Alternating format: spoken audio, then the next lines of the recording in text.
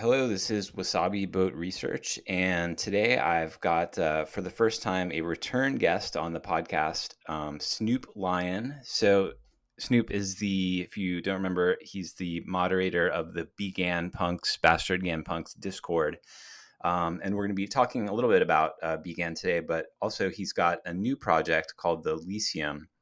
So, we're going to spend a lot of time diving into that. It's a really cool online community that he has launched in the last few weeks here, and I was trying to think like how I would describe it, and it's kind of like let me give you this elevator pitch and tell me if I'm wrong here, but it's like you're in crypto, you're in NFT world, and you're in all these discords, and there are a lot of times strict rules about no talking about other projects, no shilling outside of whatever project you're in, and you're like, well, fuck, like there are all these interesting people in this Discord. Why can't I talk about other projects with them?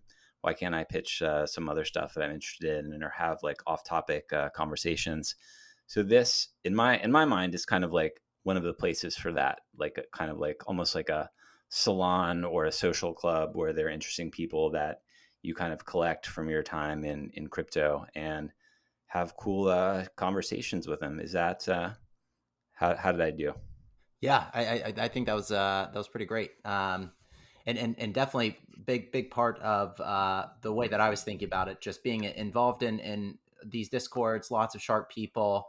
But like, for years now, I've been a part of like little, Slack groups and stuff. And we've been talking about such a broad range of ideas. And like, so that's what I enjoy most. And like this online format, just like having these text windows open all day long with all these other people who work on their computers and stuff. It's just like, it's a really interesting opportunity to engage with people. um but yeah, those more strict rules, like, no shilling other projects, or don't bring up politics or don't bring up philosophy or whatever. And it's kind of like, when those things accidentally arose in certain channels for specific projects, like people seem to really enjoy it, right? It's just like all of a sudden we're talking about the philosophy of a project going forward, or like what the space looks like in 10 years. uh, and those conversations are interesting, so why not try to collect those people who are enjoying those conversations, get them into a space where it's kind of like free roaming. Everyone can kind of bring up things that they want, and kind of see what might evolve out of a discord that is more focused on that broader spectrum of topics, but also like catering to this sort of like, all right, the NFT space, how can you use NFTs? So it's membership based, you have to own an NFT to have access. Basically everyone's anonymous. So like, what does being anon in a space where the focus is to talk about economics and things like that, kind of like, what does that bring to the table? Those are some of the I guess characteristics that I wanted to explore. Very cool. So yeah, we're gonna get into that and the unique NFT mechanism for joining and all that stuff. But man, there's been a lot of action in BGAN Punkland. Just even like, I don't know, half an hour or something before we recorded, there was a pretty big news announcement. So why don't we spend a few minutes just going over what's happened in Bastard Land since we last chatted? So yeah, so I guess, yeah, there's kind of like a handful of things. I guess the main thing would be a big announcement from Burke, the creator of the project. About an hour ago or so, um, where he kind of more explicitly states like what his position in the project going forward is going to be. And this to me is largely related to some what I would say is like, yeah, some NFT panic over the last couple of days in the Discord. What market's cooling off a little bit. ETH and BTC are moving, so liquidity is drying up in NFT world. And so, a few people kind of like fudding that Bastards General chat. I mean, it was really a meme of that copy pasta example where the person's like, I look at price, nothing. Someone's got to do something. Like, get the devs on this. Except for just like watching that meme play out through a couple of people in the general chat. So it's kind of like an interesting dynamic there. Some interesting dialogue kind of like came out of that. People have ideas. They want to kind of like get those ideas moving. But it's kind of like, well, there's no capital for people to pull from to get things done in that capacity. And so you end up in this situation where, people feeling frustrated and wanting to move the ball on things ends up like placing a lot of weight on, the only person who has any sort of like power to get things done in the capacity of like funding, whatever someone wants to fund. So people calling like, hey, Burke, you got to do something. You're the dev, blah, blah, blah.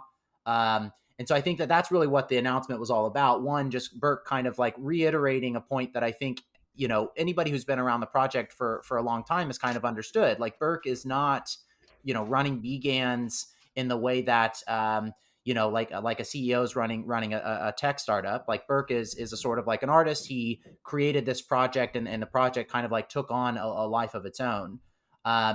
So that's kind of the first thing, is Burke kind of re-articulating like his position there. And then the real update is the concept of injecting some capital into a DAO, so we can kind of, as a community, take on some of these initiatives, hire some people to get certain tasks done, and it not all fall onto Burke.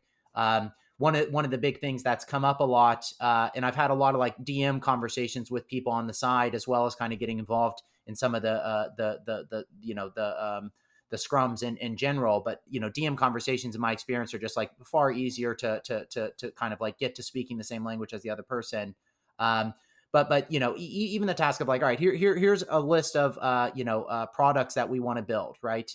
And you can have those like kind of like clearly articulated. You then are faced with the sort of like the organizing and the project management aspect of that, right? And so like Burke knowing what he wants to build next, but he's not going to have time to build it, is like this first step. But then you need someone to basically like outline what needs to be built. They need to now find someone to go build it. They need to kind of make sure the project goes through kind of all of those steps, checks all those points, and then there's like payment involved and all that. So it's like, it's not just here's an idea, somebody just hire somebody and do it. And I think that gets lost on a lot of people. But in my experience, like working in tech and stuff, like there's a reason that corporations have these sorts of structures with people overlooking certain things. Like an engineer is not just like sitting on a team of engineers building whatever comes to mind. There is a sort of hierarchy that allows for an engineer to know what to code. It goes through a sort of like a checklist in terms of like meeting certain criteria.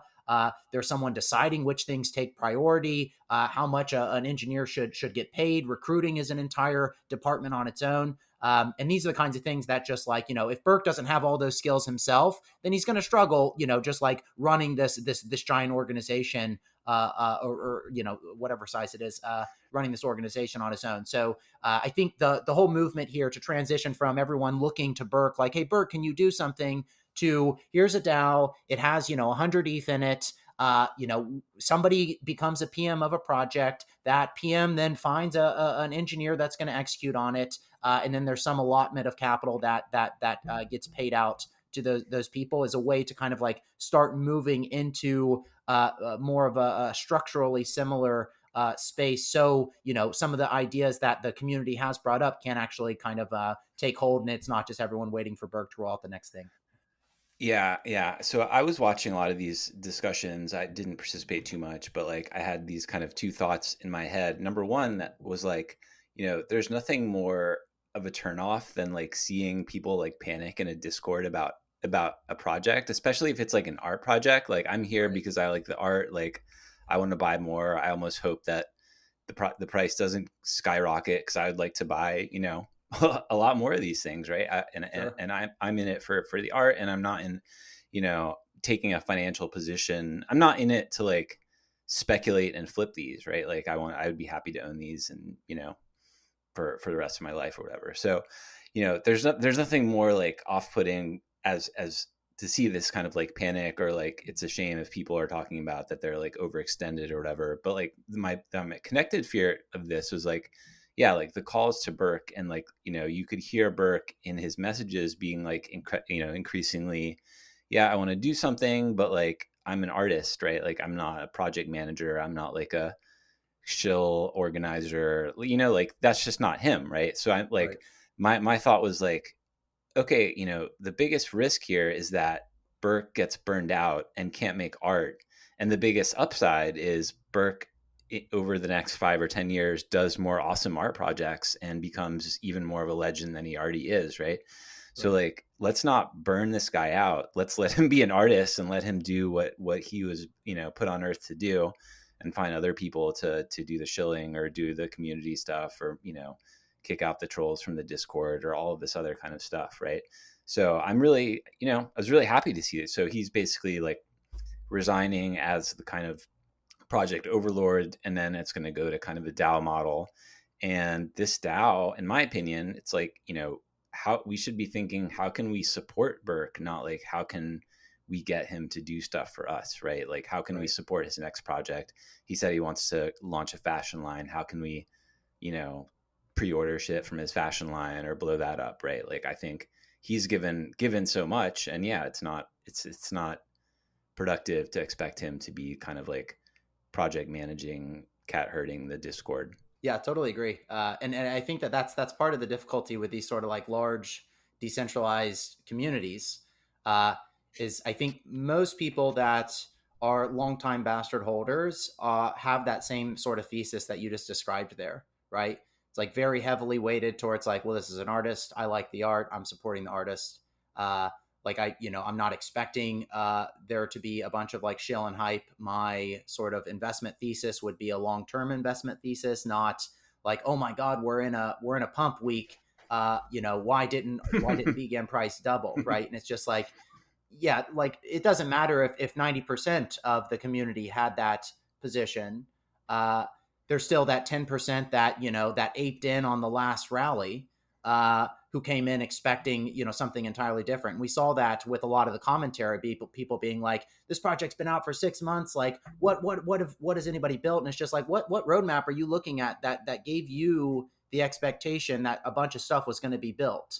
And so there's that sort of like core philosophical difference. And then on top of that, there's I was having this conversation in a symposium event, which is part of the Lyceum community last night. We're really talking about this like higher level sort of like, all right, hypothetically, imagine you're launching a PFP project. Like, what should your roadmap actually consist of, right? Like right now, it looks like every PFP project that launched in the last 2 weeks, which is like 10,000 PFP projects, like they all release these like really dramatic roadmaps with like 7 different line items, and they're all basically the same 7 line items, just like maybe organized a little bit differently or with like a little bit of extra color or something. Um, and so it kind of brings up this sort of like these more philosophical level questions that to me call attention to like, what is the infrastructure of the environment that we're moving into, right? So it's like you think about like OpenSea, for instance. Like OpenSea is a piece of infrastructure for the NFT environment, right? Like when Bastards launched, Bastards didn't have to launch a marketplace. When CryptoPunks launched, they actually needed to launch a marketplace, right? So they built Mm-hmm. a marketplace that's specific to CryptoPunks. You could build a marketplace that you could reroute the fees, so 2.5% on every trade isn't going to OpenSea; it's going to a treasury or whatever. So like there are reasons that you might want to do that. But also you can just launch your project and you'll have a marketplace sitting there ready to plug you in. I mean, it's automatic, right? Like the moment that your NFTs go live, OpenSea basically picks it up, populates you can see the collection on the website. And so the question is kind of like with all these other roadmap items, like, won't that same infrastructure eventually exist? I mean, my thesis is well, yes. It's just like it's too obvious from a sort of like a programming perspective. This is how you would design tools. You wouldn't want to rebuild the same thing for all the different single line hard coding changes, right? Like if I'm going to build something that creates passive income for an NFT project, like I'm not going to build it and hard code the contract address in there so it only accepts one specific NFT. I'm going to build it so it accepts any type of NFT, and you can kind of reap the rewards of it. And maybe I put a little fee on that, and then somebody else wants to copy paste my code for a lower fee. You end up in this sort of like this runaway, better for the consumer, better for the user sort of environment. which to me kind of redirects attention from the perspective of like, what should someone be doing from a PFP perspective, or what are the sort of like the main priorities. It's not these roadmaps that I think they're kind of working, which is kind of the tricky part, right? Somebody announces a roadmap and the project doubles in price overnight because look at what these devs are going to build. But you know, every PFP becoming a video game in the end, and that video game being like a specific closed world, like that doesn't really make sense to me. It makes sense that there will be these like video game metaverses that I can take my PFP into any of them, right? And that's my identity that I'm going to walk around the internet with. It's not going to be like, you know, and I mean, maybe some of these things do come out. So maybe, you know, Bored Apes roll out a metaverse and I can go in there with my BGAN, and it's inviting to all these different things. And it just so happens that the Bored Apes community were able to build a cool product. But also, like, that's not what that community is based on. That's not what those devs are, you know, situated to actually do. You know, video game devs will build video games, right? And all they'll do is make them compatible to this space, so you can kind of like plug in and visit with your online identity as you want. Which kind of points me to this space of it's kind of brand moating, right? Like you want to build a moat around your brand. So there's a reason like punks are punks. It's not because anybody's building anything on top of punks, or, you know, there's a community presence in the Discord, or not a community, but like a leadership presence in the Discord, or leadership shilling on Twitter. It's the brand is so huge. It has such a big moat around it that it's punks. Like that's kind of the end of the story. The expectation is that that moat just will continue to remain there because it has this historical relevance. It's been around. It's the first. It's the biggest.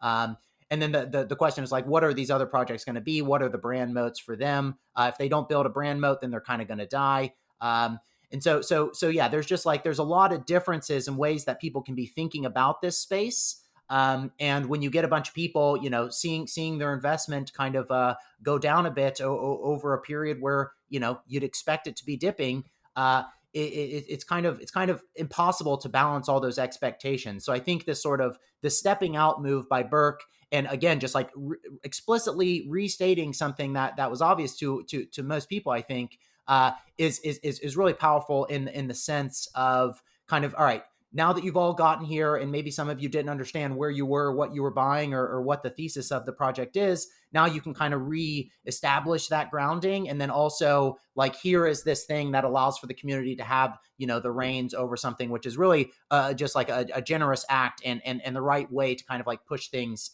in a sort of a positive direction. So the community can organize and get some things done that it thinks it needs to get done. So you mentioned that there's kind of like this cookie cutter roadmap that a lot of NFT projects are doing, and it's kind of like blowing them up. And I guess one of these is kind of some kind of like passive income staking schemes. And I've seen this mentioned, but I haven't really like understood the mechanics. Do you know what that is? Like you're staking your NFT to get a token, or how do these things work? Yeah, I'm not super well versed on it. I'd say my general estimation of what it's like is similar to a lot of these sort of like these DeFi farms. You lock up your NFT for some portion of time.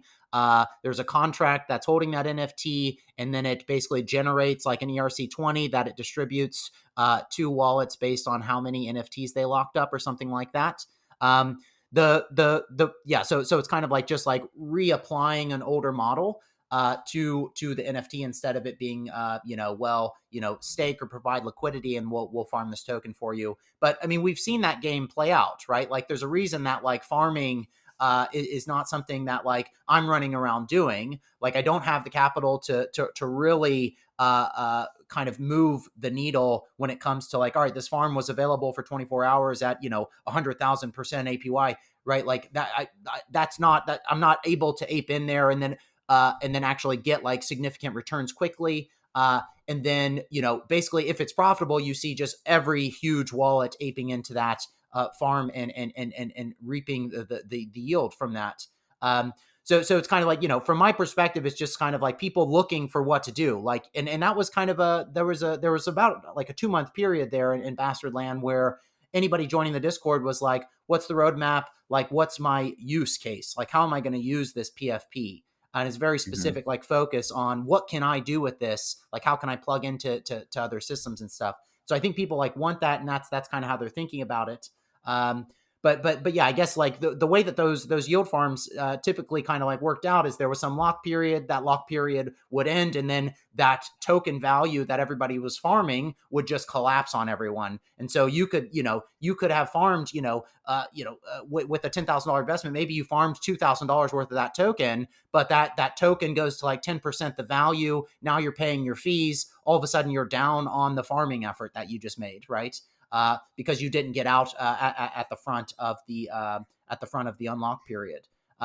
So in my view, that's a lot of what's going on when it comes to these sort of like lockups.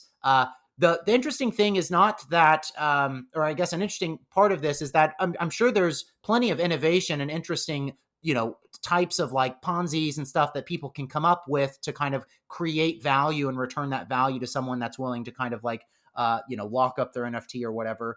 There's implications on a marketplace. Like if you lock up 20% of a collection, then that probably tightens up supply in some way that impacts like floor prices and stuff. So those sorts of like mechanisms are interesting for people to be tinkering with. But my general position is that like, why would Project X be the place that needs to build that, as opposed to like someone that's explicitly focused on building something like that might be. So OpenSea, NFTX, fractional art, like those are examples of people building something for this open world, right? And they're like, well, we're just going to build this thing that kind of like solves this problem for everyone. And I kind of expect that same thing to be an option in the future. Like if you want to borrow capital and based on an NFT that you want to lock up, like that's not going to be a project that's not going to be a smart contract the project launches. That's going to be a platform that somebody builds for all NFTs. Or if you want to stake your NFT for some sort of reward, like why not make that available to all NFTs instead of a specific NFT? That's kind of like, I think there's plenty of innovation stuff to do there. It's just kind of like, I think that we're so early in this space that, it's almost like, Google like launching their own, video streaming platforms and, a social platform and just doing all this stuff. Cause like, well, we have the capital, we can do all this stuff. We have all this time. We don't know what to do. We're going to build all these other things that everybody else is always building. But it's not very often that even though it's Google and they have, unlimited funds, they didn't win social media, right? Like they lost with flying colors, right? So I think that's kind of like a similar analogy to what we're seeing with every PFP project. They're like basically every PFP project coming up with a roadmap is telling the world what it wants to see, right? They want to see a platform they can plug their NFT in to get passive income from, or they want to be able to drop their avatar into a metaverse that someone can run around in and represent their project with. And the idea that they're going to build it themselves is kind of like, well, we'll just build it if no one's going to do it. But eventually someone's going to do it. That'll become like an industry that separates on its own. And that's when things get really interesting. But we're so early, I think it takes time for these things to kind of realize themselves, separate themselves out as kind of specific verticals. But yeah, that's a little bit far from your initial question. So with the Burke announcement, he's stepping down to focus on art stuff, which I think is good. And he is donating or redirecting a stream of ETH that he's collected from, I guess, was it the initial minting, or is there, I don't know if there's like a royalty, like does he get a royalty every time one of them sells and that's going to fund the DAO? But it's going into a DAO and the DAO is going to do a couple projects. So are you going to be involved in the DAO? Like, do you expect to have a role in it going forward, or what are some of the, I know there's like 5 or 6 different things that have been thrown out there, but what are some of the projects that would be like most excited about for the BGAN DAO to take on? Yeah. A couple things there. He definitely gets a royalty for all transactions on OpenSea. I think the royalty is 2.5% for Burke, 2.5% for OpenSea. So every trade is minus 5% with half going to Burke. So that is part of it. He's going to route that to the treasury, that 2.5%. But then he's also going to inject 100 ETH, which is some amount. I'm not really sure which pool that comes from, or whether that's specific to the royalties that he's earned or not, or if it's kind of just like an arbitrary number to kind of like plug in and get things started. But one of the things that's kind of like interesting there is that the moment that you hand that over to a DAO, you end up in this situation where like, well, Burke set that number on OpenSea to 2.5% royalties. So the DAO could technically vote to change that number, right? The DAO could vote Mm. to increase that number to like 7.5%. And then, what if the DAO increased that number to 7.5% and they wanted to route 2.5% to Berk, right? Like the DAO would then have the power to sort of do that, which is kind of like, these are some of the I guess what I'd guess would be sort of like early votes, early considerations that people would think about. In terms of kind of like transitioning over to the DAO from, what we have now, which is no DAO. Yeah, I definitely going to play a role in that in as much, as much as I can. I guess from the initial announcement, it seems like Berk wants to basically like get a core set of, multi-sig wallet signers gathered together. And then the way that I'm thinking about that is like, all right, well, what you're thinking about here is who can basically trust, who can be trusted from the community to execute on something when a vote passes. And that's going to be like longtime holders, people that have been around the community for a while, and hold bastards. So the incentives are sort of aligned, and then they execute on anything that like passes a snapshot vote. So I think the first step in all of this would be like getting all that group together. Like who are those people? What are the sort of like qualifications, and then also like who actually wants to opt in, because there's a degree of responsibility and resources that kind of like come from taking on that sort of role. So yeah, I think that's kind of the first thing. And then I'd assume that group basically would act almost like a board in making decisions about the initial structures to get things in place. So I've been working on for the last, maybe month or two, a sort of a metadata specific constitution for BGANs, because one of the things that kind of has come to light over the last several months of kind of trying to tally all the metadata for the BGANs is that, there really isn't a clear path to saying, all right, here's the metadata and it's finalized. Now everybody deal with the results. There's so much interpretation, and all of that discussion around interpretation is what really is like, it's a super strong, like competitive edge or value proposition for the BGAN collection that I don't think a lot of other projects have. You can be like, oh, I love this red here or whatever. But like when you get into the BGANs, like it's like, well, what am I seeing here? What did the GAN have in mind when it generated this BGAN? And sometimes it's like impossible to tell. And we talked about that on the last in our last conversation. Those become like these X bastards where it's like, you throw your arms up in the air. But then other times you can be like, well, what is this? Some sort of like, hoodie tassel combination, or like, is this a vape or a cigarette? Like, how would I actually draw the line in terms of giving those definitions and making those classifications? And that's kind of the original task was, let's just get something in place so there's a reference people can sort, and then if people have objections, they can do that.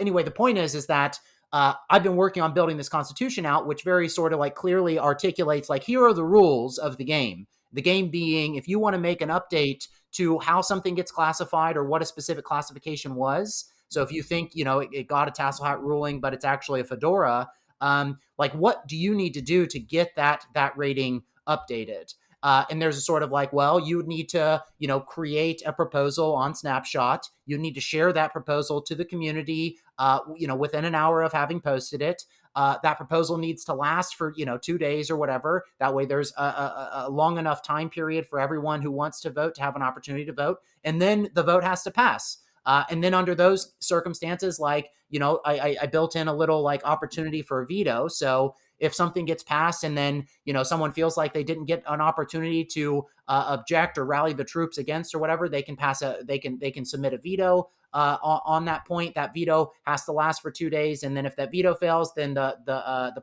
proposal will go through and the update would be changed on the metadata.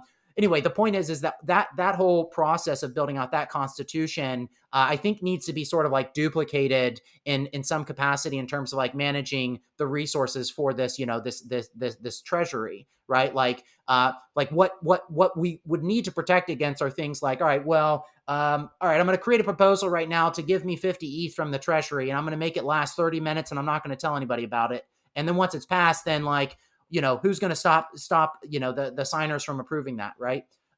Like there needs to be a better structure and a way to make sure like the community has eyes on things, they have enough time to respond to it, and that there's like a fairness to things kind of like running. And I think the whole idea is like you get a document in place. Ideally that document's put together by the multi-sig signers in Berk. And then you'll have the same opportunity that, that I'm trying to build into the metadata constitution, which is, if any of these specific points people don't like them, then you can modify those as well. So, one that I expect to cause some some debate at least is that I don't have like a minimum number of wallets that have to vote on something, or a minimum number of votes that have to be cast in order for a vote to be passed. And so I expect some people to be like, no, we should require like 10 people to vote, or we should require at least like 100 BGANs worth of votes to take anything seriously. But in my view, like the timeline and the exposure to the Discord are kind of the things that kind of account for that desire to get reach. And so, if someone wanted to be like, no, let's just require that, 500 people, or not 500 people, but 500 BGANs worth of votes have to have gone through for anything to be updated, then they could submit a proposal to change that line item to, instead of from 0 to 500. And so it becomes like a very sort of like, it's a living document in some sense. So those are kind of like the early steps here, very much doing that with the metadata traits. And then I would push to have a similar sort of documentation and structure in place for the larger DAO. I'll pause there before going on to the end of the question, if you had any comments or questions about that. So you're saying that my BGAN Punk education fund proposal is not going to pass? Well, it depends on what the proposal is, I guess. What do you have in mind? No, I was just kidding. No, but I was gonna, to your point about the kind of funness of having these traits that are kind of edge cases. Like I just bought one. My latest BGAN Punk was number 6414. That someone in the Discord just sent out a message that it was a glitch background, but the glitch is so tiny. It's just one line of glitch on the bottom, on the bottom line of it. That's just like one shade slightly different. Like if you don't have your monitor calibrated nicely, like you probably wouldn't see it. Right. But it was selling at like floor, or like, even a little bit maybe below floor. But I got it. And so then like now, like there's this process, like if you saw that and I didn't see it naturally, like someone called it out, but I scooped it up pretty quickly, then you can kind of like go to this voting process and have it classified properly as a glitch, and then have it presumably like corrected to like a more elevated value, since like the glitches are more highly valued, right? Right. And that's that's like a super explicit version of a mistake, right? And then there's this sort of like the spectrum of like barely missing something. So like once, that example that you mentioned, which I saw too, like there's no questioning that there is a glitch pattern there, right? Like no one could even object to it. It's clearly like someone missed it based on like contrast or brightness of the screen or whatever, in doing the classification. And really like the metadata constitution is a bit more for like the subtle differences and the more sort of interpretive stuff. So as much as like that's a miss and someone should just fix, which is something I've been doing, right? When someone calls out like, hey, you missed the borderline here, like I'm just going and changing those. I'm not putting it up to a vote because it's not really like up for debate. It's pretty explicitly fits into the criteria of the glitch patterns. Is just something that was missed because it's a manual process, and people make mistakes. So, those likely exist on some of the other accessories, like this has a clown nose and it wasn't marked. But then there are these other sort of like things like someone brought up an instance of a BGAN that had like a 3-pixel nose. And like 3-pixel noses are sort of like one of these, and specifically like there's a bunch of different 3-pixel nose types. Like some of them are corner noses. When they're a corner, they're supposed to be classified as alien humans. When they're straight across, then they kind of get split into, sometimes they're considered large if the 3 pixels are kind of like of the similar shade. And then sometimes they're split into like ape humans as a sort of like, no, this is kind of like apish, but you can see that middle pixel enough to where you're kind of like, it's a double nose in some sense. And so, someone brought this up like, hey, I have this 3-pixel nose. It's marked as a large. Like there are some other ape humans that have a similar nose. Like, couldn't this be an ape human? And the answer to that question is like, yeah, I mean, yeah, it could have been marked an ape human. Like a large part of that specific classification of that specific trait is more subjective than is ideal, which is, again, sort of a value prop of the collection. So, in a perfect world here, that person submits like, hey, this is my argument for this one being reclassified as an ape human. Here are some other examples that basically look exactly the same. This is why I think it's an ape human. If we were to pass this, then I think, then basically it kind of like it adds, if this rule were to be applied to the rest of the set, then it actually adds like 7 more ape humans to the set. And then that gets voted on. Alternatively, someone could vote against that, and then they could try to get rid of all of the 3 pixel noses from the ape human category and get them converted into larges or something like that. And that would, come with a sort of like, well, I want to modify the criteria of how something gets defined. So you pass that criteria, then there has to be like a review of the collection, and then that review has to be kind of like voted on. So it becomes sort of like resource intensive to make some of these like larger changes, and the community would actually need to take these things on. And the DAO would be a good way to fund those sorts of like efforts, right? So if you're going to need 20 hours of review time from a couple people in the community, like it's going to be hard to get people to do that for fun. So a lot, half an ETH to that 20 hours or whatever, and then you have a few people kind of like working on that. That can kind of like move that ball forward.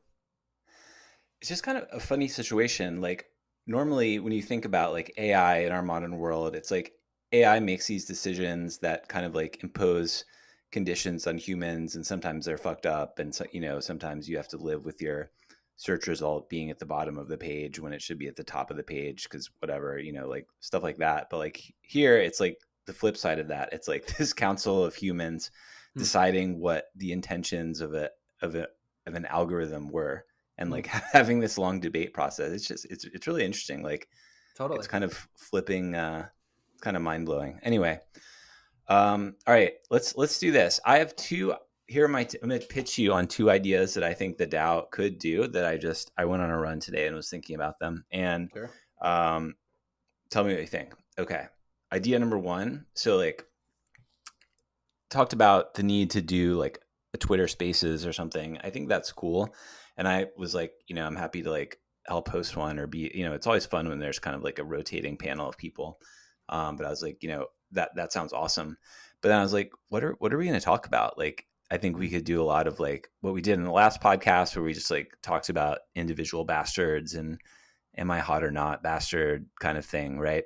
I think that's fun, but like, I think it would be fun to have spaces that also features other NFT artists, because like when you think about, people like what we were talking about earlier in Discords, like they have these rules about like no shilling other projects. And a lot of time that's necessary because you get these bots and spammers or whatever. But like on the same time, like people need to find out about cool projects. And like, I think the bastard holder community has like a very, in my opinion, very good taste, right? Like I would be interested to hear what other NFT projects like the bastard community thinks are cool, and like have like a kind of almost like curated exposure that way. So like some kind of space that like features other kind of projects that are like in line or deemed to be interesting by other members of the community. I think that's cool. All right, so that's project A. Let me give you project B. Project B is a software project where you will feed it a picture of someone's face, and then it does a facial recognition on the corpus of bastards to tell you what bastard is closest. So like you could imagine like on Twitter, like you feed in like a celebrity face to it, and like this is the bastard that it matches with. Or like if someone who wants to buy a bastard can like feed their face into the AI and have it match with you. And like sometimes they're going to be like completely fucked up, but that's kind of like, I think that would be kind of like a viral thing to build. And I was looking at there's some open facial recognition libraries that I think could be used to do something like this. So of those 2, you're the bastard DAO approver. Which one do you like more and why? Yeah. I like Or the less? first one more. The second one's actually interesting. I'm pretty sure Burke tried to hire someone. This was a while ago to do something very similar to that, and it was going to be like a Twitter bot, and you would submit your image over Twitter, and then it would return, the bastard. But it was going to also like paste the bastard over your face in whatever image. So it's kind of like bastardize the image, what was the idea. But yeah, it kind of goes back to that initial thing where it's just like, he got ghosted by the dev after like 3 weeks or something like that. So it becomes like this space of like, all right, well, yeah, definitely, would be interesting to do it. I guess the reason I'd pick one over two is because in terms of the value prop of either of those things, I think the upside of one going well is much higher, right? So I think you're exactly right. Like BGAN's being one of these sort of like first projects that were like, like really focused and like tons of narrative around aesthetics, right? Like the range of the collection is so severe.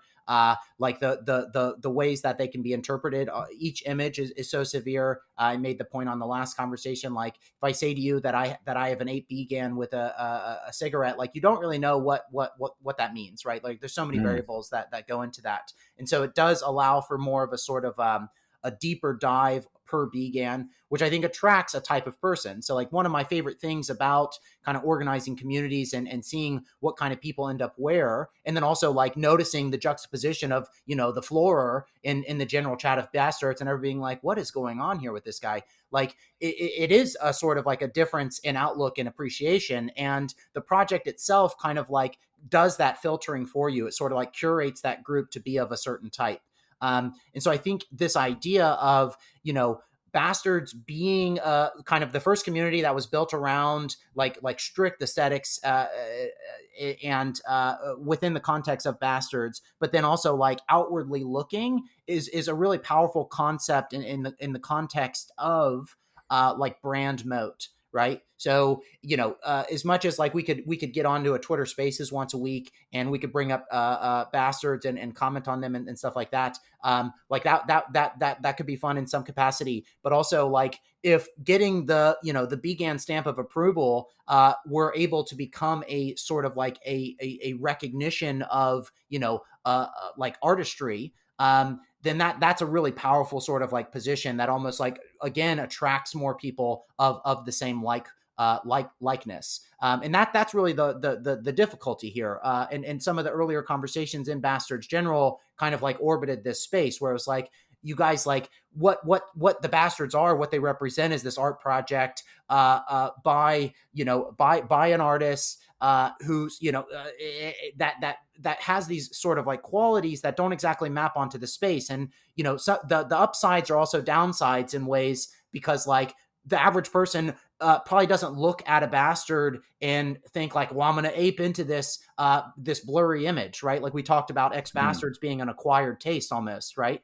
And that sort of like that barrier to entry of appreciation in some sense, if it's there at all, then it's kind of like it depends on what the marketplace looks like. But over time, like there's no reason that more and more people wouldn't be piling into that sort of like that filtered appreciation or that appreciation that gets filtered by being part of a specific community. So I think like the upside of hosting that, having conversations, discussing art for the sake of art from that perspective of like, no, we come from this community that really values art, and you see that even in every FUD that comes through the Bastard Discord is people talking about what they invested in and what their thesis is, and it has nothing to do with short-term prices. It has to do with like being a collector of a piece and wanting to hold it kind of indefinitely for the sake of the aesthetics of the piece. So I think that's much more aligned with or I think it's really aligned with the general culture of the community right now, but also that sort of that reputation and taking on that reputation on a larger scale would have tons and tons of upside. Cool. Yeah. I mean, I'm always looking for a way to discover new NFTs, right? Like you kind of, and the way like you either do it, or at least that I've found, is like you find people who are holding stuff that you like and hold, and then see what else they have and kind of just do like a random skip from there. So yeah, like, and having that is like, it doesn't turn into like just like a circle jerk of like one collection must be appreciated and like it's the only thing, and then that just like gets tedious after a while, right? So finding some way to cross pollinate, I think is the way to go. And so like speaking of cross pollination, maybe we can like segue now to Lyceum, because Yeah, That's, let me I don't let me know. pause you real quick, Oh yeah. just to comment on that briefly. Like I've heard from non BGAN holders that they've really enjoyed seeing BGANs in comments on Twitter, for instance. And I think that this kind of touches a similar space where it's like what they're commenting on is like the quality of thought that comes out of the average BGAN avatar on Twitter, in a thread or whatever. And I think that that's like a really sort of like an interesting kind of like a dimension that comes out of a community that people can appreciate. It's like all of a sudden that person is attracted to the BGAN project just based on the way that that group of people interacts with others on the internet. And the same thing would be potentially true about discovery of alternative projects, through that sort of like mode of like, no, it's just like it's a thoughtful community that has interesting considerations, and they're not, these hyper maxis that are shaming someone for selling. Like if you're not comfortable holding your BGAN and you need to exit, like by all means you should exit. And I don't know that that's, that's just a different culture than a lot of other projects. So, but yeah, we can go ahead and segue now. Cool. So we were talking a little bit upfront about it. So it's kind of like an online community or salon for discussing a range of topics. You've got philosophy, politics, psychedelics, NFTs, DeFi, you know, all the good stuff in there. So let's talk about like how you launched it, who's in there, and how you kind of seeded it with the right people. Because I get the impression that like some of the people in there are kind of like Snoop Lion OGs that you've been friends with for a long time, and are kind of like transitioning them and like curating new people to come in. So how did this idea come about, and how, like, what's the mechanism for launching that you did? Yeah, it's a good question. So, yeah, a big part of this kind of like ties to just like, okay, so how do you create a good environment for discussion around hard to talk about ideas, right? Um, and like, a completely open space to, everyone on Twitter, like it's, you can kind of see where those things go wrong, where they kind of like quickly get overrun. Like there are definitely like subreddits and stuff like that that initially started as a group of people, and then all of a sudden like a group of people that are counter to that kind of thought basically just overrun the subreddit, and so all the people that were originally there just leave, they go elsewhere. So there's like this dynamic to sort of like open systems, or another characteristic that's interesting to consider in this space is like how many people are trying to have a conversation at once. Like to me, this is like mostly where hard conversations on Twitter go to die, is there's just so many people piling on at all times. And it's kind of rare that you actually get the time and the space to just go into a deep sort of like one-on-one with someone. It seems like most people aren't actually interested in diving deeper with someone specifically on Twitter. The environment's just kind of not like shaped towards it. So the first question is kind of like, all right, well, what kind of environment do you need? What kind of variables are you paying attention to? So within that context, I think, there's a sort of like a number of people, or the count of members is kind of like the first important variable. And so the initial idea was, all right, we're going to basically kind of take that idea that I had just mentioned about sort of like a community filtering for things, and then kind of organically growing based on like honest interest, as opposed to some sort of like hype. Like the point of the first 10 membership NFTs that get you into the Lyceum, the was not to make anybody rich, right? It was just to be like, all right, there's 10 of these, and if you're going to grab one, like you're really going to have to want to have it based on a very limited understanding of what it's going to be. And that initial tweet that I sent out was like, hey, I'm starting this project. Basically, the idea is to gather people from this, this crypto Twitter space, who are interested in talking about any range of ideas. And from there, we'll see what happens next. And so that was kind of the launching point. So created these sort of like 10 almost like founder memberships. And that would be the only 10. Those are called geometer tokens. And for the distribution, I gave myself one, and then I gave I gave 4 to people that I have been in like deep conversations with for the last like 3 to 5 years. And so people that I trust have a similar sort of like mindset in terms of engaging about difficult to talk about ideas. And to be clear, like these 5 people are not people that I disagree about everything on. And so I'm trying to cater to a specific ideology. They're people that I disagree with well, right? And so that's part of kind of like that the other thing that you need. And this is, at any tech company, they love to talk about culture, right? And like you're breeding a culture at all times, and you're kind of creating expectations from everyone. Everyone kind of like assimilates that culture. And so in my view, the way that you build a good culture is that you like lead by example, right? And so like having this core group of 5 that I had all this experience with was kind of like, all right, with the 5 of us in this group, we can kind of demonstrate, we can lead by example, we can disagree well in front of people, we can set the tone for what a disagreement looks like in this environment. And so that was kind of like the seed. And then the other 5 geometer tokens were all auctioned off to anybody who wanted to join. I think the auction started.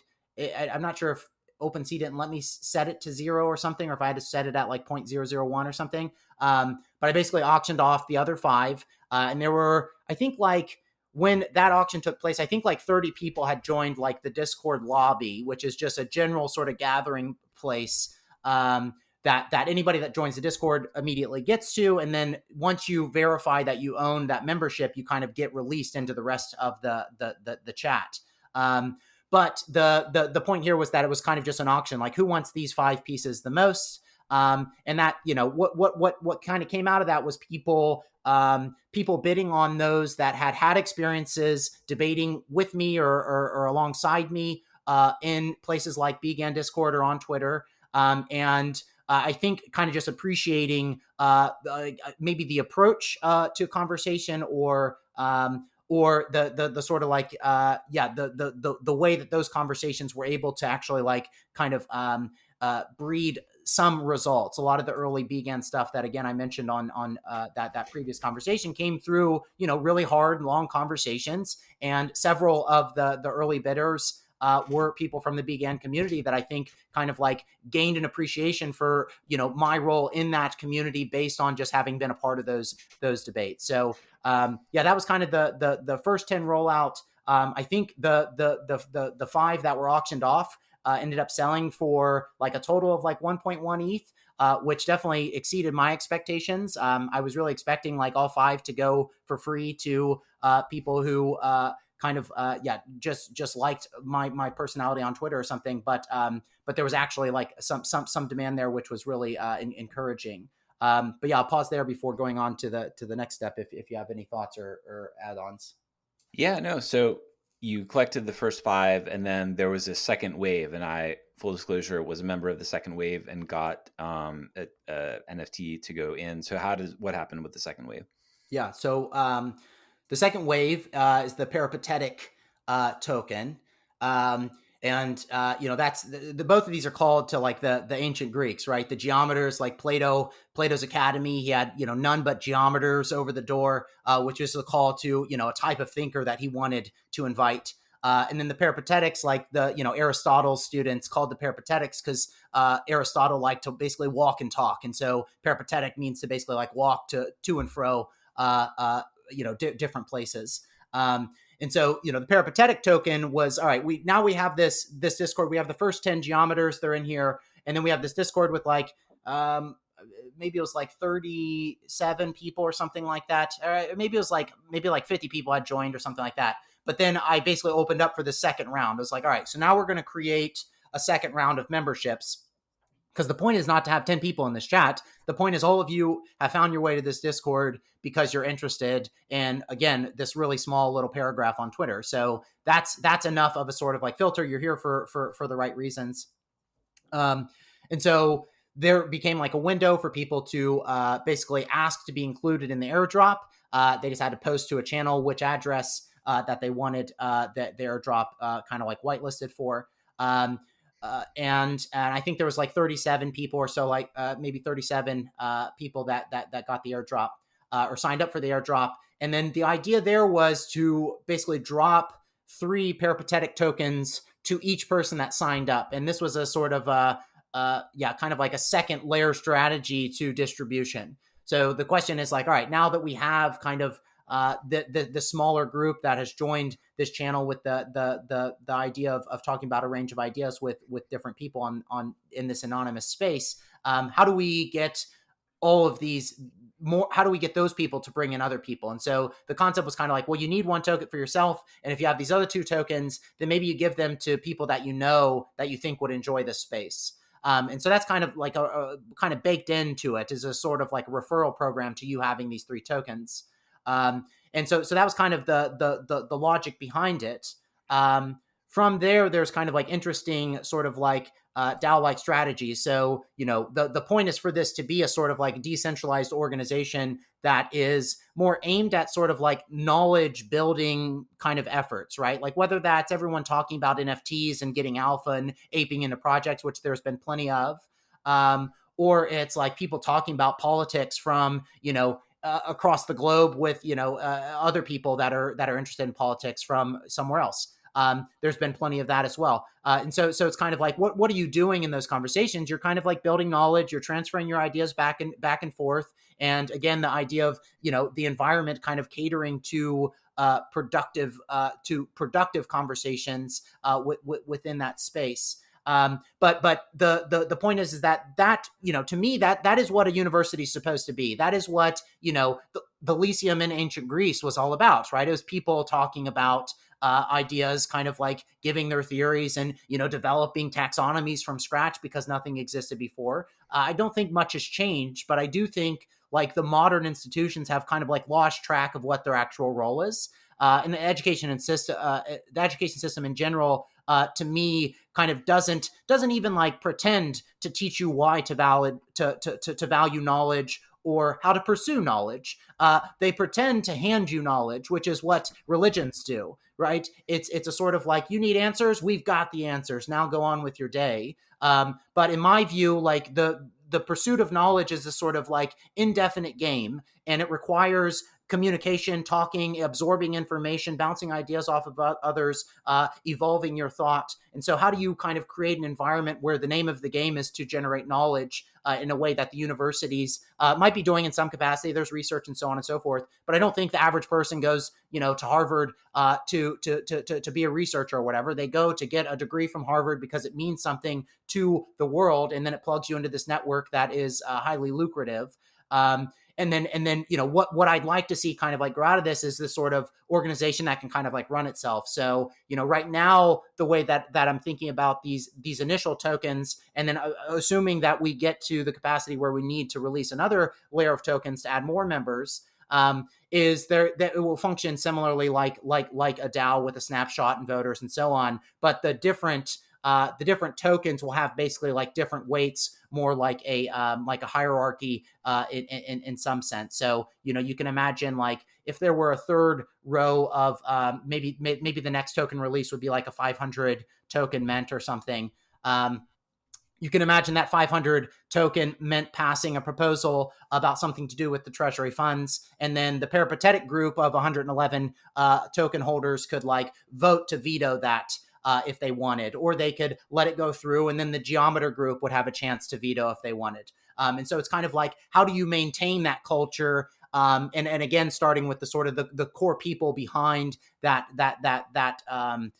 concept that would be there to maintain it. The other thing that I think is kind of like interesting about that is in token form, you end up with the sort of like the role just like in a marketplace, right? So I think like somebody listed a geometer token for like 1,000 ETH, right? And it's like a joke listing or whatever, but it kind of paints the picture, right? Like in a hypothetical world where there's 10,000 people in this Discord and, there's 5 different layers of membership and you want a power position. So you have a seat at the table when it comes to the last layer of vetoing that might happen in terms of how to manage the treasury or something to do from the initiatives of the community, like there would be a price that you could pay to kind of like get that position. And all that does is select for someone who's more interested in holding that position. And so kind of just like it creates interesting dynamics that I think will be fun to kind of like explore, and getting to that place would be a major success. But that's kind of the launch pad, I guess. That's kind of the ground layer to kind of like see where this can go and what it might evolve or what it might be able to evolve into. Now I want to push you a little bit and get a little bit more specific on some of the discussions and alpha and stuff that's going on in there, because, you know, before I joined, I think everyone is in too many discords, right? And so Yeah. there's always like you got to be selective about ones you join and what's going to add value and everything.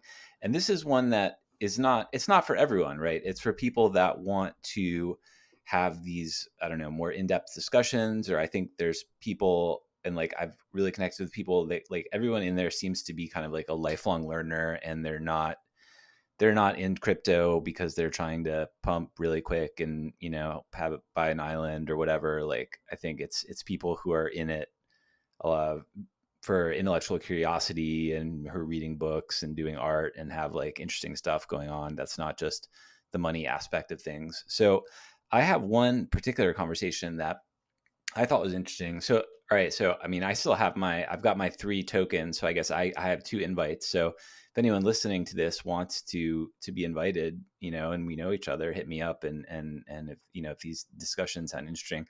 But so one thing that I was chatting about yesterday that I thought was cool. So I work with Badger, and we're in this interesting situation now where there is a proposal to create a new gauge weight on Curve for a token, a locked CVX token.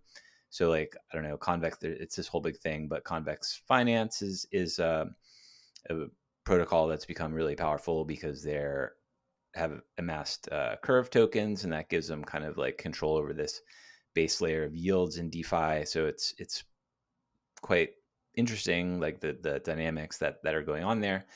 And we are in the Convex Discord, and some people were kind of up in arms about it, and there was this big kind of like back and forth, like Badger members in there versus Convex members debating back and forth, and it got quite heated. And so I was talking with someone in the Lyceum that I know who's kind of like a Convex maxi, because we were chatting about DeFi tokens and what projects we like. So I just kind of like used it as a back channel to get his take on the situation, because I knew like maybe this is someone kind of like on the other side of this debate. I don't think he actually was on the other side, but just potentially. So, Hmm. it's kind of like this interesting place to, I don't know, like a club, like to kind of have these like back channel or discussions in an environment where, okay, like this other Discord is getting too heated, so let's, I know I can go to this other place and maybe have a more chill conversation with someone about it. So that's something I appreciated. But I want to ask you, like, what are some things like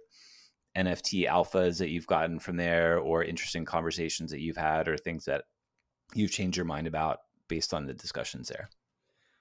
Yeah, it's been interesting. The first thing, I think it's really cool that you came and had that conversation in DeFi. DeFi has been one of the more interesting channels for me to watch, because I am not like super up on anything that's going on in DeFi. I'm not following it closely. I don't get a ton of DeFi info from my Twitter sources, and so watching that channel kind of evolve in the Lyceum has been like interesting, just because I'm gathering information that I wouldn't have gotten otherwise. And it's interesting in this context of me knowing who's delivering it and having a sense for their other ideas about the world. So it's almost like, well, I know how you think about this thing well over here, so I can also kind of, I can also appreciate your DeFi considerations, because I know they're thoughtful, or they're thorough in some sense. So that, I think that's one other really interesting element of the sort of like how dispersed the conversation can be, is that like the type of thinker that someone is likely bleeds into other areas, and so you can almost like have some trust in their positions based on sort of like context clues that you gathered elsewhere.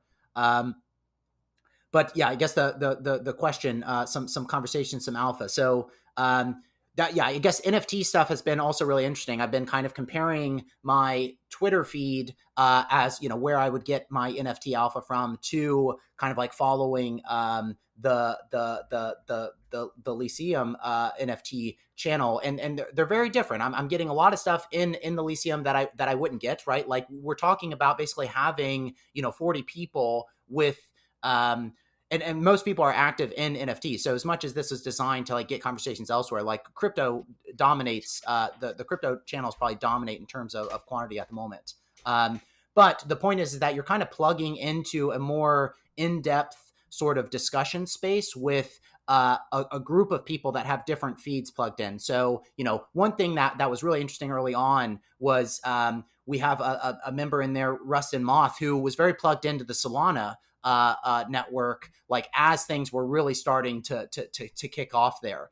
And so, dropped the Gecko alpha when geckos were like 4 Solana or something like that. And then the next day they were 12, and then the next day they were 23, and the next day they were 60. Right. And it's just like, so all of a sudden you have this source where you are almost like, well, where would I get Solana alpha if I wanted? I'd have to do some digging on Twitter. I'd have to find someone, but that person kind of just like presented themselves in this channel. And so all of a sudden you had this Solana resource. And then they hit on a couple of other wins like over the next couple of weeks. So it's kind of like they built almost a reputation specifically within a space of the knowledge of something that I wasn't really getting in my Twitter. And then the higher end projects, people who are really interested in certain artists, people doing like super deep dives on places like Tezos and the Hen platform, right? Like there's been a ton of conversation about like multi-chain futures and what the value of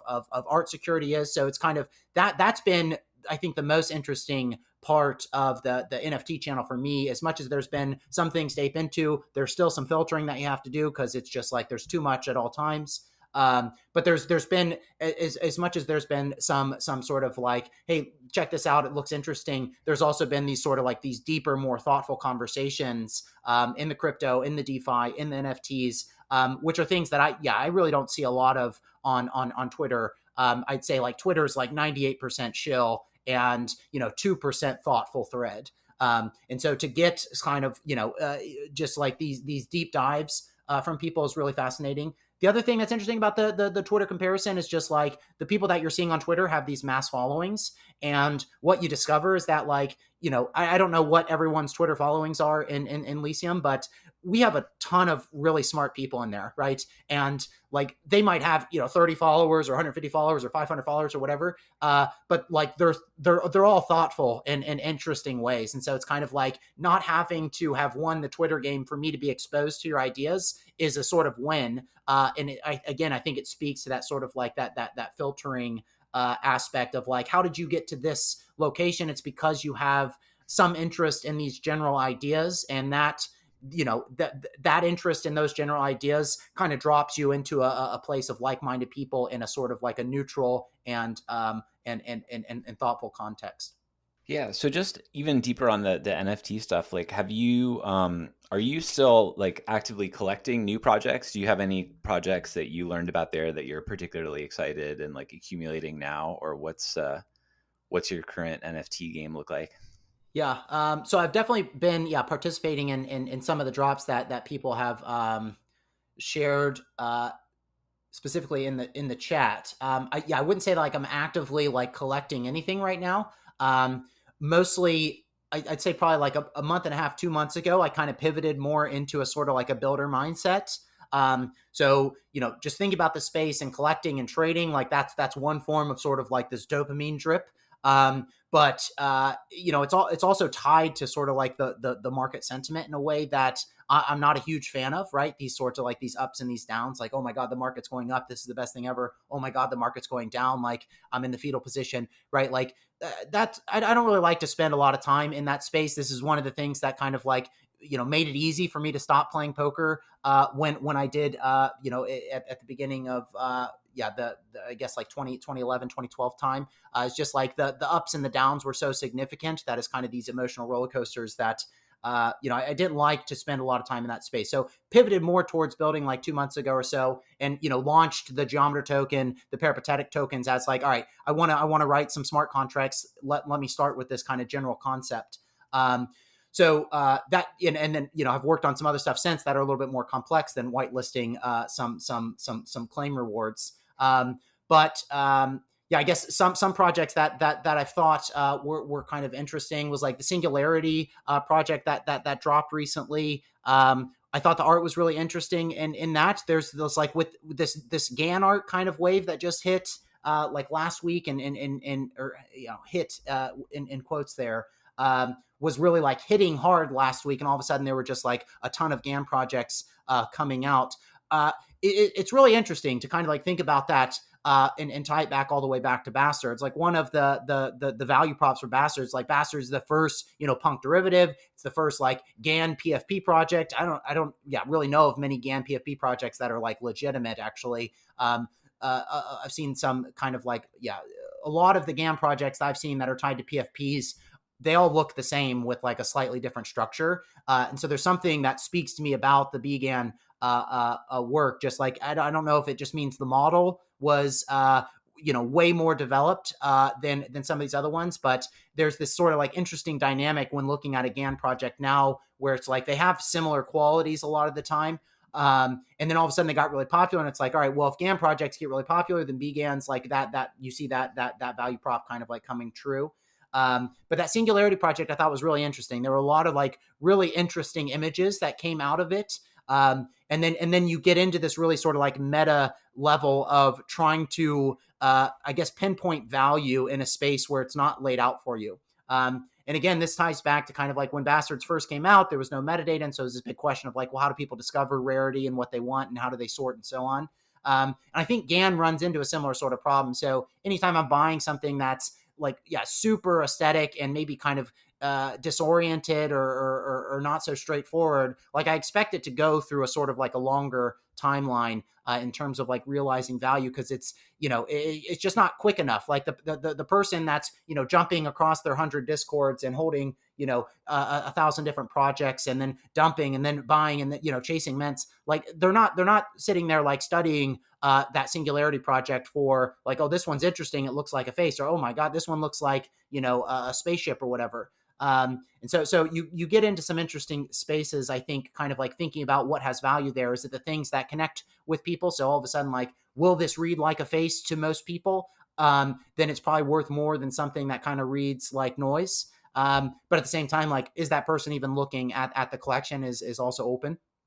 So I'd say, Singularity kind of like comes to mind. There's been other stuff that kind of like looked at, but haven't done any sort of like real deep dives in. And I've also been just monitoring a lot of stuff that's kind of like holdings that I already had, like Creature World, or have a few pudgy penguins left, and kind of just like what is the landscape of this market? What happens when Coinbase releases to 2 million people? Like, do pudgy penguins pump in that environment, or does the person that's buying NFTs through Coinbase, like what are they actually looking at, right? And something else that came through that chat the other day was Flippin suggested, like, I think when Coinbase launches, there's this interesting opportunity for the market to pivot into more Doge compatible concepts, right? So right now we have this 10K PFP sort of max. There aren't a lot of projects that are more than 10K. There are a couple, but not it's not the standard. But if you have, 1 million people on Coinbase ready to ape, like, what's their buy-in price? Like, it's probably not, 0.4 ETH.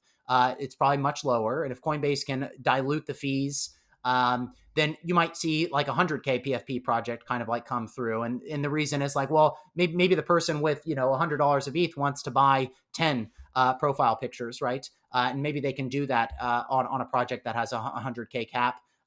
In the same way that people wanted to hold a full Doge instead of a fraction of a Bitcoin, right? There's that's kind of more the space that I'm spending my time thinking in, as opposed to like newer projects that are coming out. It's so saturated. Like I've been out of the minting game for a while, just chasing mints and things like that, mostly focused on, all right, after a mint drops, like, how does the community respond? Like, is there a bunch of FUD about the way that the drop went? Is there a bunch of FUD about the way that the reveal went? And what's the sort of like the long-term argument for holding this for more than 3 days? That I'd say that's where I'm spending most of my time, I guess, from a personal perspective of collecting. One of the ones that was mentioned on there that I got interested in were these rare Pepe cards. For some reason, like, they're really cheap, right? They're these ones that were kind of like OG NFTs on the Bitcoin blockchain, and then they're being like imported into OpenSea and Ethereum. And someone was mentioning that they were buying them, and so I went and checked them out, and they're like super cheap. I think because they made like, they're not one of ones. They're all like almost like trading cards that have been printed, like thousands of them, and then they just get, they're not one on one. But I don't know. Like I think that could do well in a Coinbase world because they're Right. OG and they have, I don't know. Like I like the art. I think they're just quirky. They're just like kind of like funny and yeah, and they're not super expensive. Yeah, I Have you really looked at like those at that. all? I really like that idea that they're kind of OG.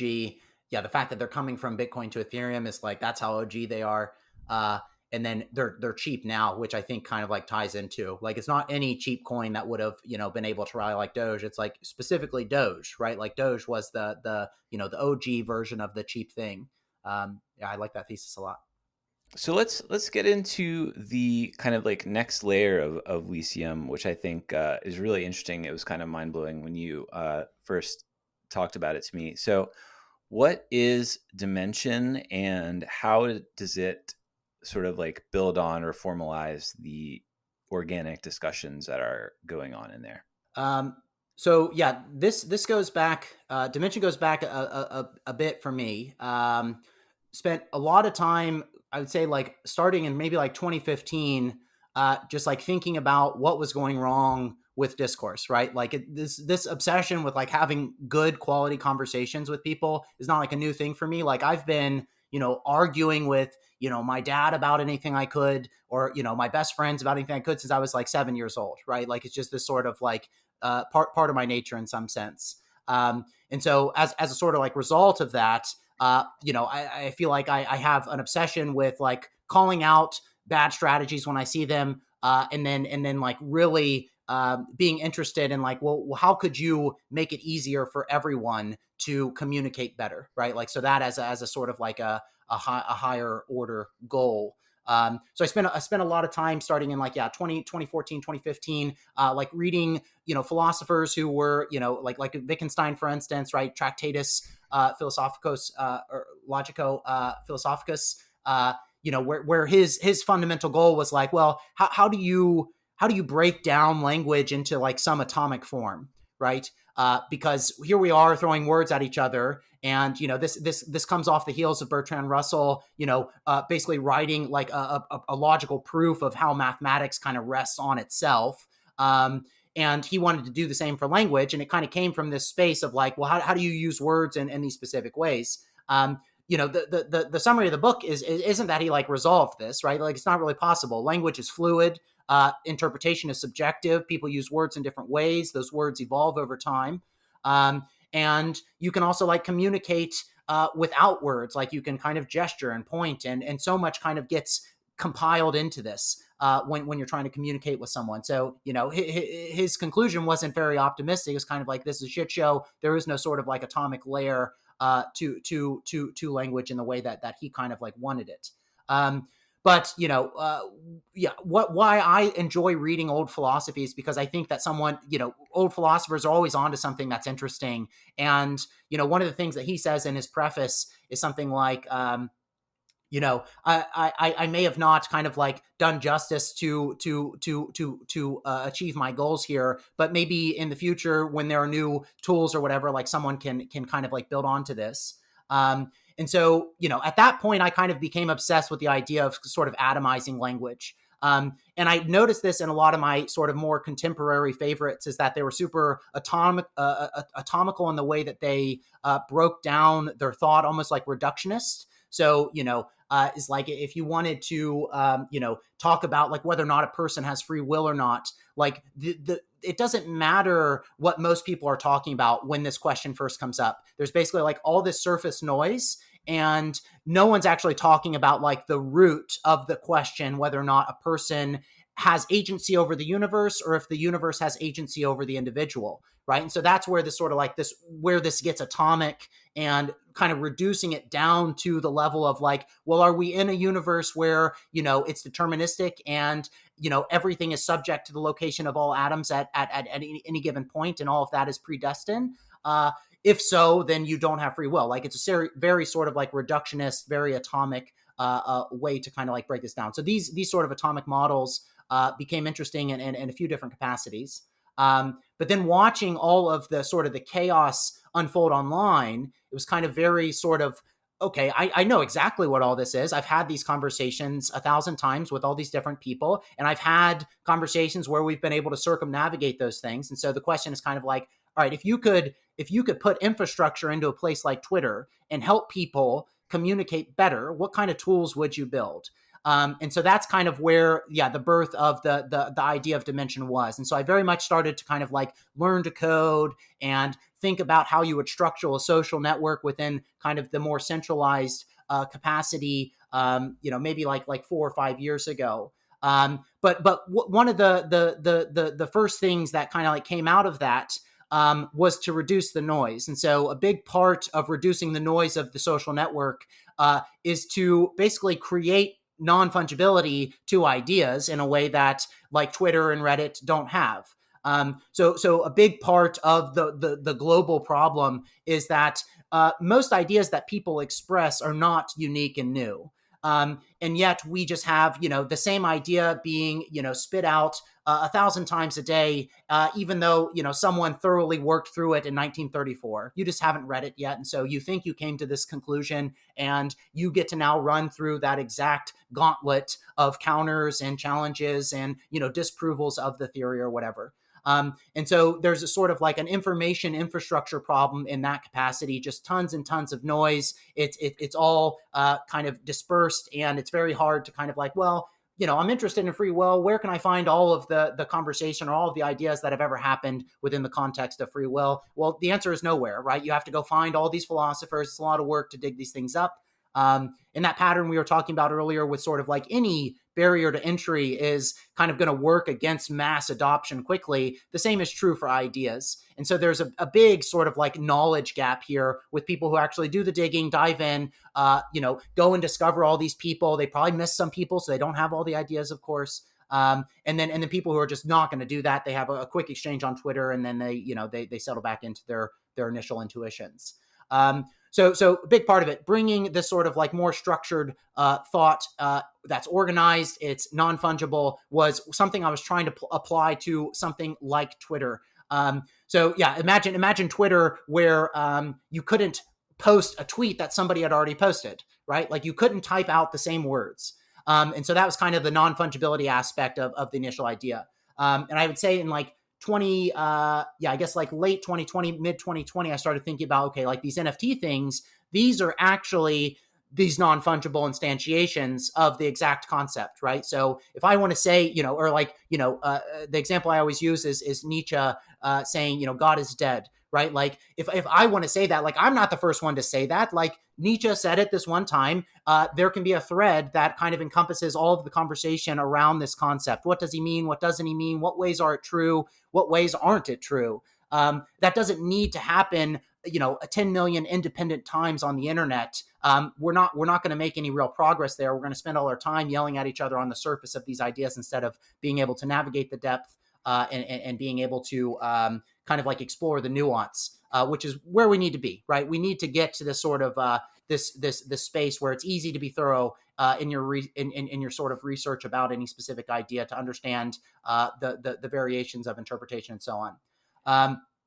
So to get to the point here, an NFT being this non-fungible token, it's like, okay, well, what I'm going to do here is I'm going to build the first contract, and it's going to be propositionally based. So the proposition is effectively an analogy for the tweet. My proposition is God is dead, send, right? And so I've created this NFT. I have kind of some, on-chain generated art that accompanies that NFT. Which outputs this SVG that'll render. So nothing's stored anywhere. It's all on chain. And then that proposition will exist once and only once, right? For all of time in this collection, it can only exist once and only once. And so the general idea is to create this sort of like this foundational layer of propositions. That'll be the first Dimension propositions collection. And what it does is it gives us this more sort of like atomic foundation to build on. And so, yeah, I guess to kind of like introduce some of these follow-up layers that will accompany this in terms of like, why is this actually interesting or useful, is because when it comes to the problems of conversation, the same errors are made just over and over again. I might say, God is dead, and the person says, no, he's not. Like, my mom goes to church. And then I'd have to say, well, that's not what I mean by God is dead. It's not what Nietzsche meant. It's not what anybody means when they suggest the claim is true. It's a bit more nuanced. And so the question is, well, how do you kind of like locate yourself on this spectrum of variations? And the way that I'm thinking about this problem is basically in the form of a sort of like applying Bayesian probabilities to the way that you think about any given proposition. So, humans fall into this natural sort of like 0 or 1 order. If I say God is dead, you fall into a 0 or a 1 before you start thinking about the variations more often than not, unless you're like, a superhero and are just super nuanced in the way that you think about things. Again, I don't think that's the common thing. But the point is to allow for you to identify a spot on this spectrum that you would like to anchor yourself to. And so the second collection that I'll release after propositions will be called Dimension Beliefs. And the idea is you'll be able to attach a belief to that proposition. So again, that proposition only exists once, but now you'll be able to position yourself on the spectrum of interpretations of that proposition with your dimension belief. So I might say, well, God is dead. And on a scale from 0 to 100, how true do I believe that claim is? I don't think it's 0. I don't think it's 100. I think there's all this variance. I might drop my marker at like 65 or 70 or something like that. And then I could go into sort of an explanation of the ways that I think it's right and the ways that I think it's wrong. But the most important thing is I've established my position as non-absolutist and sort of more nuanced.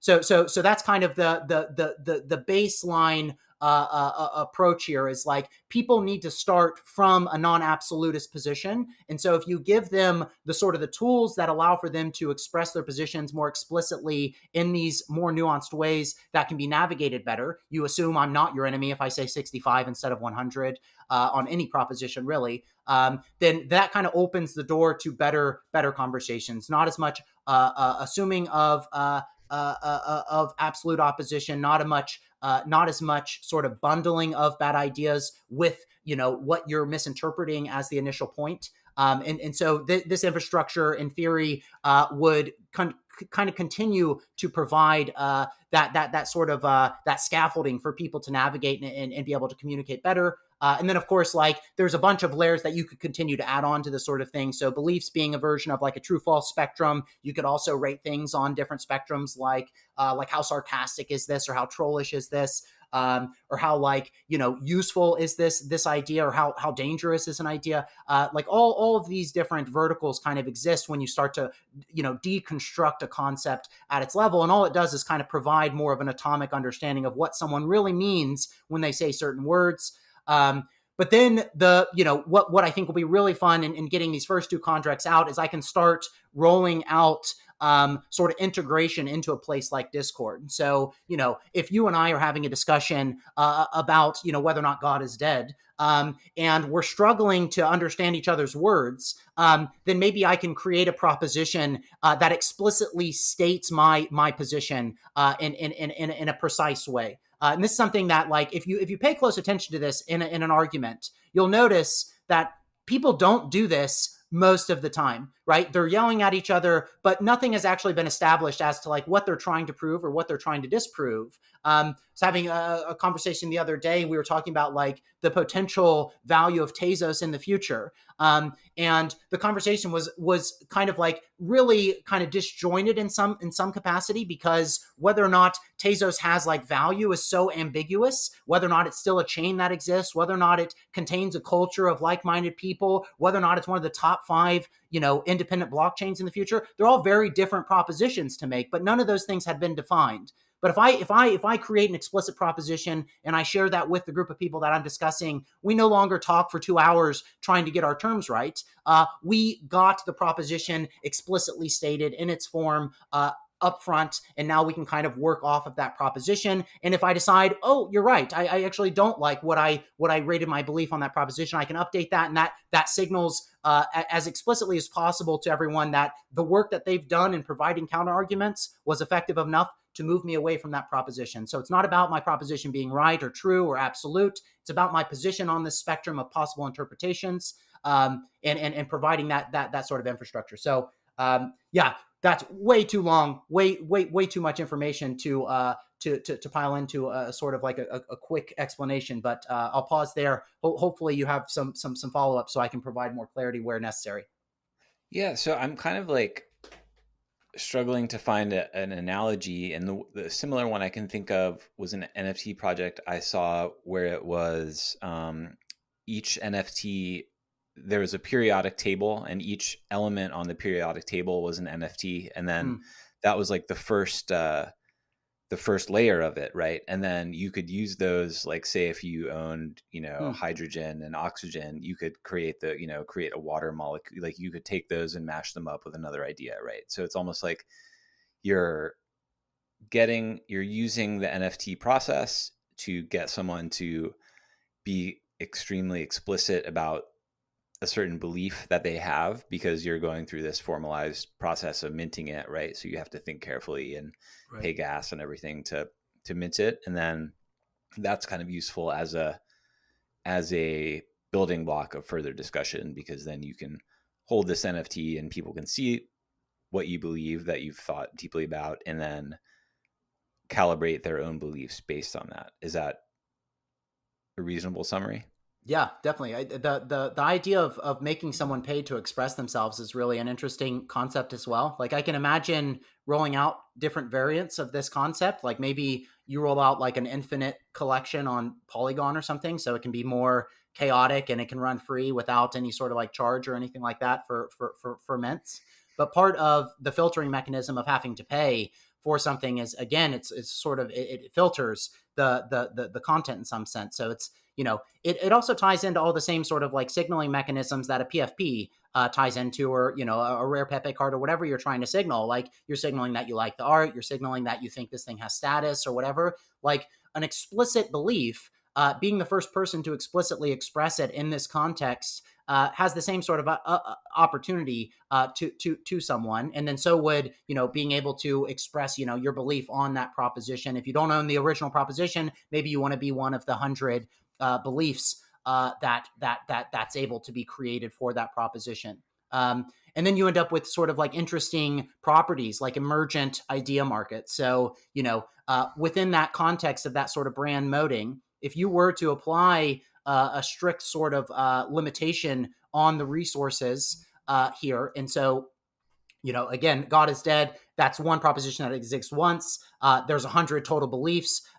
You end up with like a summary of the 100 people that hold the belief for that in a way that's kind of like unique and doesn't exist. So, if I take all of the 100 beliefs that were minted in response to the original proposition, and then I average out their value, and I get, out of the Dimension community, the people of Dimension believe that God is dead is 57% true. Like that tells me something interesting about the world, right? It tells me something interesting about that community more explicitly. But then if you imagine applying that to any sort of corporate structure, like what if the New York Times had 100 of those and they got to rate, and we understood how true New York Times thought God is dead was. Like these are the kinds of things that I don't think really exist at all, and so I think they kind of like emerge.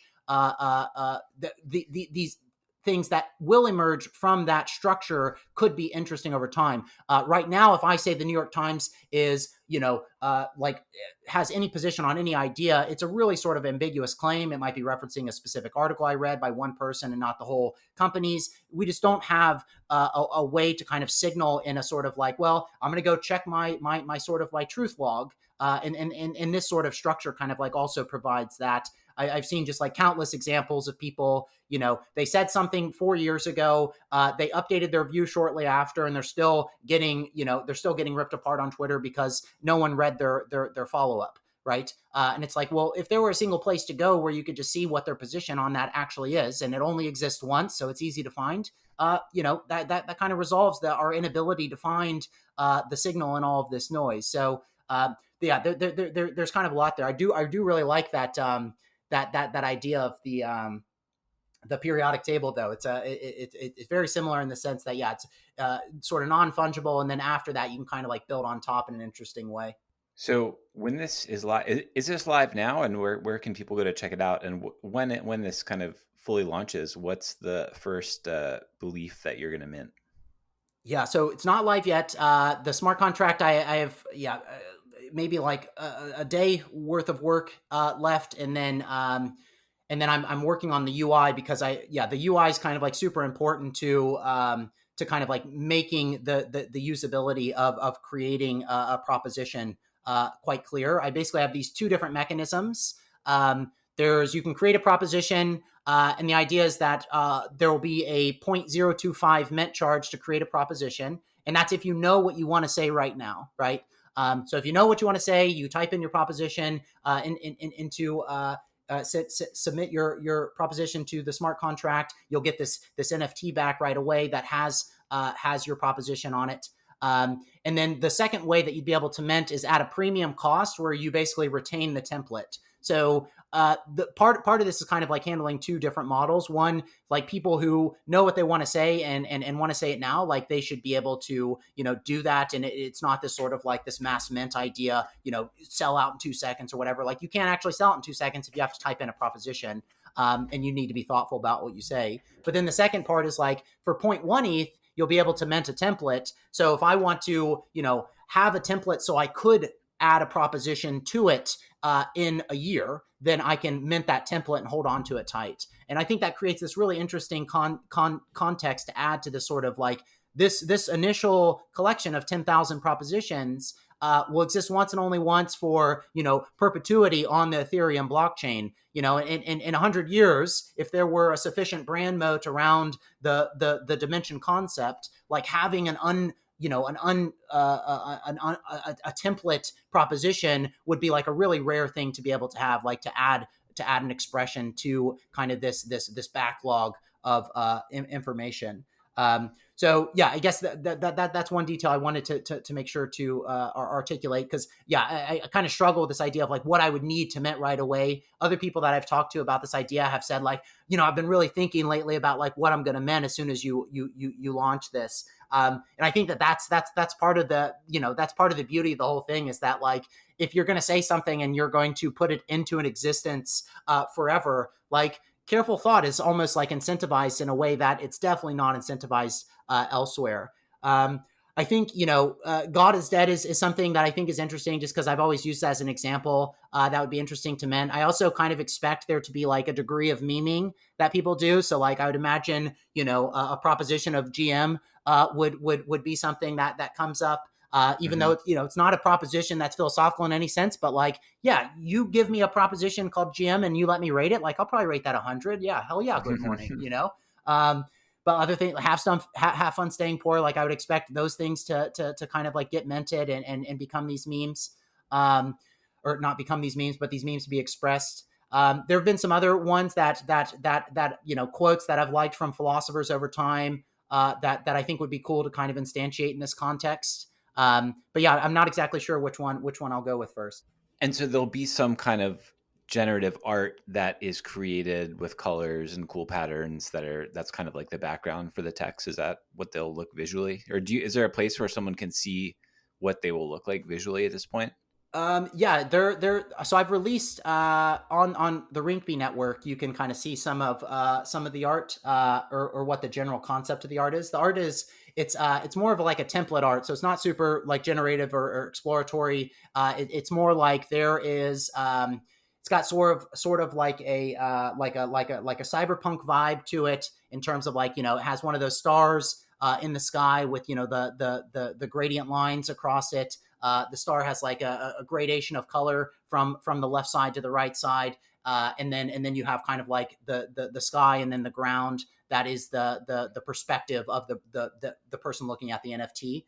So it's very much a landscape, and then the generative part of it is one, all of that imagery is generated on chain, but then two, like based on what your token ID is and what the proposition is, it will have a different color scheme. So all of those different characteristics will be different colors based on what you say and what the token ID is. So creates some level of uniqueness to the sort of the visuals that kind of accompany the quote just being represented in this landscape. How do you envision this spreading? Like, this is kind of being incubated inside Lyceum, but you mentioned Twitter earlier. Like, what's the kind of vehicle? Like, do you see people using these as like profile pics, or where would these be displayed and shared? And Definitely don't imagine them as like PFPs.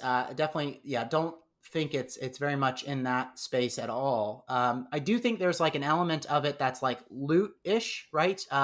In the sense that, that NFT represents like a text string forever. And so like someone could immediately start building a UI that looks like Twitter, where these are the tweets instead. And people could interact with them on, whatever smart contract they build on top, and that would, organize and sort them or whatever. But in terms of vehicle, there's kind of like the two paths. One is building it into to the Lyceum Discord as a sort of utility. So how can I, assist the difficult conversations by plugging these things in and making it an easy tool to use. But two, one of the things I was thinking is like, if I were to generate a proposition from this contract, then posting that to Twitter is basically like tweeting, except for like it's a really aggressive way to tweet something, right? Like I've paid ETH to say this thing. I've not just posted some spam on Twitter, but like, it's like getting a tattoo almost, like the permanence of it in some sense. Like I've tattooed this to the blockchain forever. And for the one and only time that can be done. So yeah, I'm not really sure how it will spread. Again, I'm kind of like totally on board with organic growth and organic spreading. I think there's a sort of like a filtering and a quality that kind of like comes with that. But those are kind of like two avenues that I imagine could either like take or not.